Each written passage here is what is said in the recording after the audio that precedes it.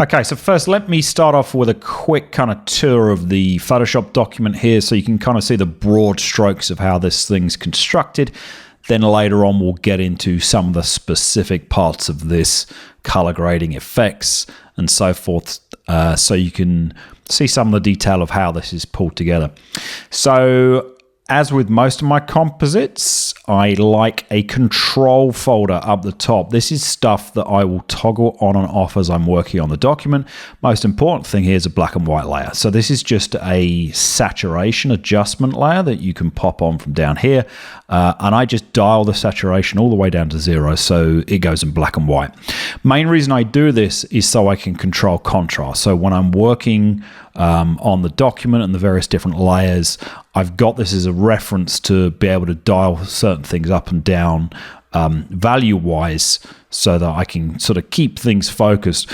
This one, it's kind of less important because it's just a bit of a jumbled collage of everyone. There's not really a focal point here. I mean, obviously hand and layer by size of the focal point, but it's still useful to have these. I put them in every document. Other thing I've got is this is actually just a template of the size of the image dimensions for Facebook's cover image that you can pop up the top of Facebook groups and pages, etc. So I've got this because this is effectively where I'm going to crop the image to, even though it bleeds sort of outside of that. And I've actually cropped the document already just for this video, just to make it a little bit easier and quicker to work with. But essentially I use that so I can copy out that crop for the final kind of exported image. So all that sits in the control layer, and that's pretty much all that does. So next I'm going to show you the grade. Normally it's the last thing, but for me, I figure it's easier to show you this stuff right up front so you can kind of see how I get to a final image. So I've got a couple of LUTs on the bottom there. I'm going to pop on Lookup Tables. Then I desaturate everything. So you can see if I turn that on, it's just knocking down the saturation on all the colors. And then I come back with a saturation layer, which you can see I've just painted various spots on. If we take a look at the layer mask, so things like the lightsabers I'm bringing back up just to highlight a few areas with just saturation. Next thing, gradient map. So you can see I've got this purple wash coming in from the bottom. And then above that, I've got my standard for dodge and burn layers, which is mainly accentuating highlights around the key characters. And then finally, a curves adjustment on top, which is again just lifting the contrast a bit. And that is the grade of the final image. So you can see we go from that to that. So the grade does a lot of the heavy lifting. It's all in its own folder. Grades can often make your document slow to work with, so typically I like to sort of toggle those on and off while I'm working on the stuff underneath, and then obviously I can pop it back on anytime I like. So next up I've got a title folder. So for this I did a simple little title treatment, very simple bit of work, just a font there, and I've popped on a few blending option effects. So you can see bevel and emboss doesn't actually do much. The gradient overlay I'll show you in a second, and then there's an outer glow and a drop shadow just to create some separation between the text and the background. Should probably dial that up a little bit more, but if we double click on the gradient layer, gradient overlay I should say, you can see what this does. So if we click into there, I've added these kind of hard stops around the middle, which gives this great effect of sort of a metallic reflection. So you start off kind of light, near to white, then go to a darker color, and then immediately drag a lighter color in the middle. It's good to get those as close as possible, but it doesn't matter if they're not exact. And then again, another light stop up the top, and you get that great kind of metallic effect across the text. So that's all there is for that. And then, as I said, we've got both an outer glow and a drop shadow. What I like doing with these is normally I use like the outer to glow to have a bigger sort of darker spread, and then say the drop shadow I'll have a little bit smaller but deeper. So having the two kind of do the same thing is useful to get that effect, and I just dial the distance down on the drop shadow to 0, and then effectively it acts as an outer glow. I mean, you could do this with just adding multiple drop shadows, but for the sake of this, I've just used both outer glow and drop shadow. Okay, let's talk about the photography. So for this, obviously, I've used a whole bunch of Gentle Giant busts that I have. What you'll notice is I've loosely arranged these by the order of the film. So if you imagine sort of Luke and Leia from A New Hope in the middle there, as is Greedo, then I kind of blend into Empire Strikes Back, Luke, Zuckuss, 2-1B back there on the AT-AT, and then finally Return the Jedi over here. And then going left, I've got more of the prequel characters. These ones are more Revenge of the Sith. Ayla Secura there is obviously in both Attack of the Clones and Revenge of the Sith. And then Aurra Sing and Watto are in Phantom Menace. And then finally Darth Talon is a kind of extended universe character. So, I mean, this is a very strange selection of Star Wars characters, but it's kind of what I have to work with. I mean, there's obviously main characters missing.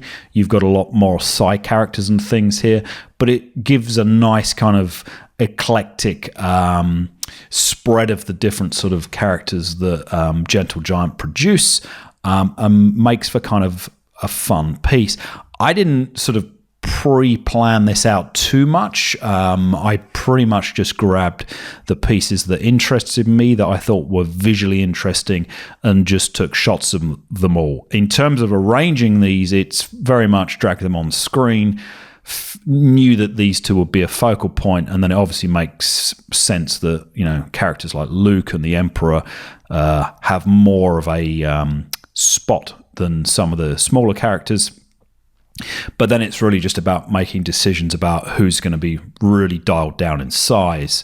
So, you know, you work down the various head sizes till you get to characters like Watto and the Gamorrean Guard there on the corners, who aren't occupying much space at all.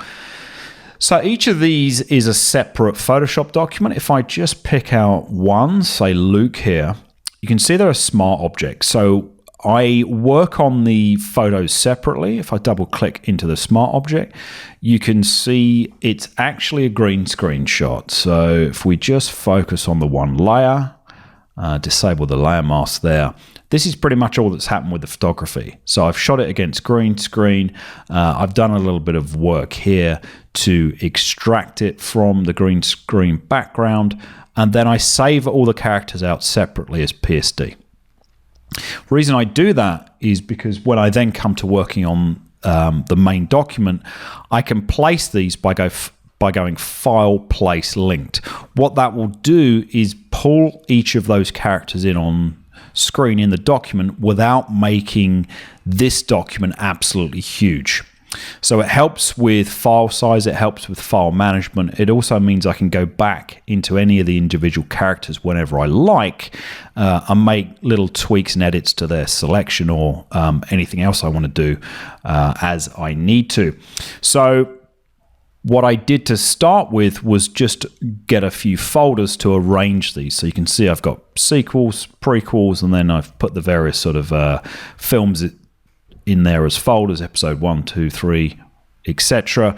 And then put each set in each, so I can sort of turn off groups like episode 4, episode 5, and kind of work on them independently. So that's pretty much how the photography is arranged, and now we can start to take a look at some of the effects that are applied to each of the individual pieces.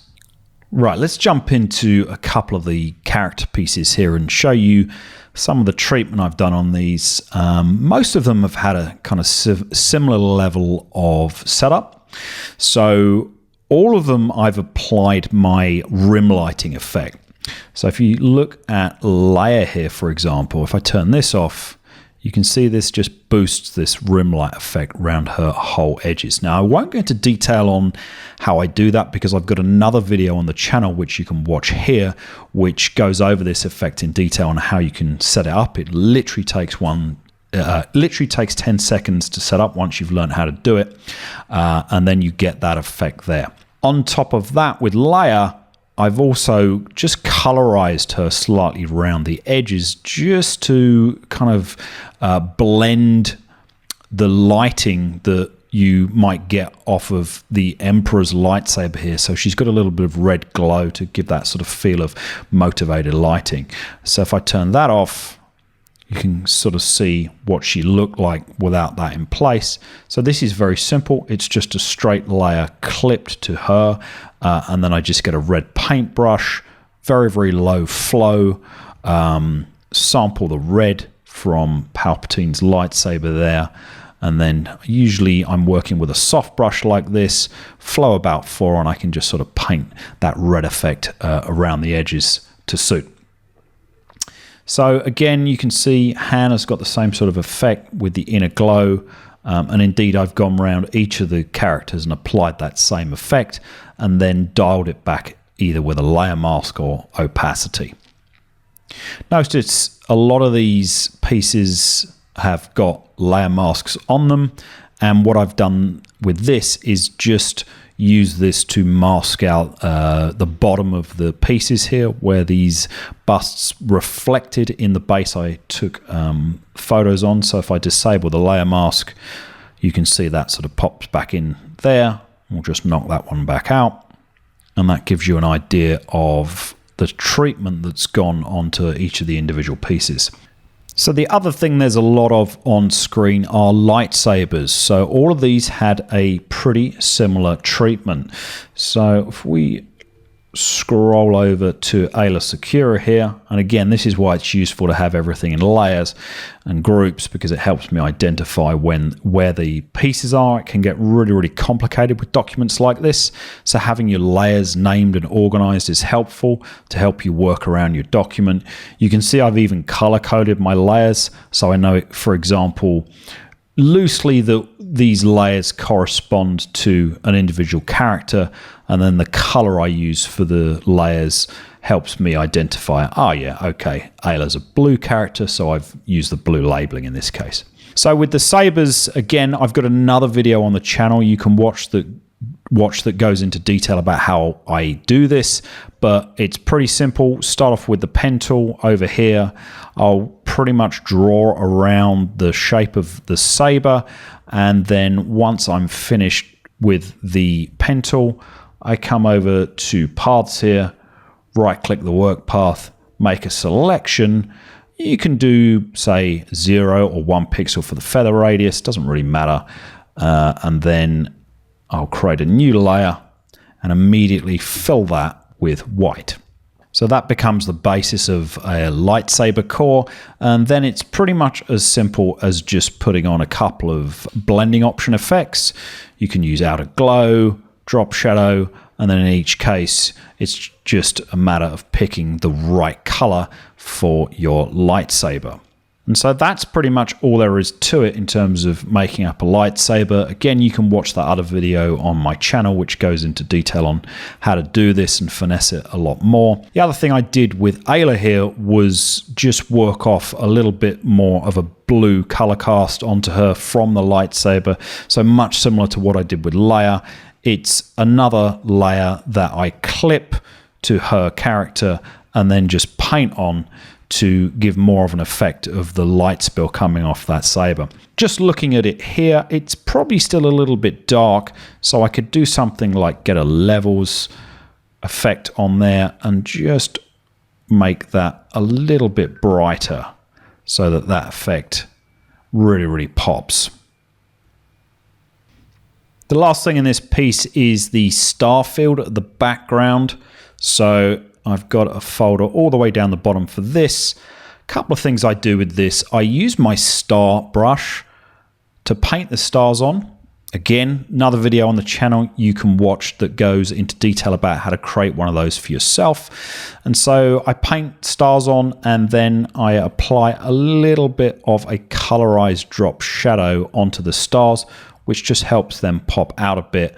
And then above that, I've got a smoke layer that I've just painted around the edges of some of the pieces just to create a little bit more separation and highlight around the edges. You can see there's kind of blue going along the top and red going on around Darth Talon there on the right. And that is pretty much it. So that's it for this tutorial. I hope you found this useful. If you're interested in some of those techniques I mentioned in this video, you'll find links to those in the description below.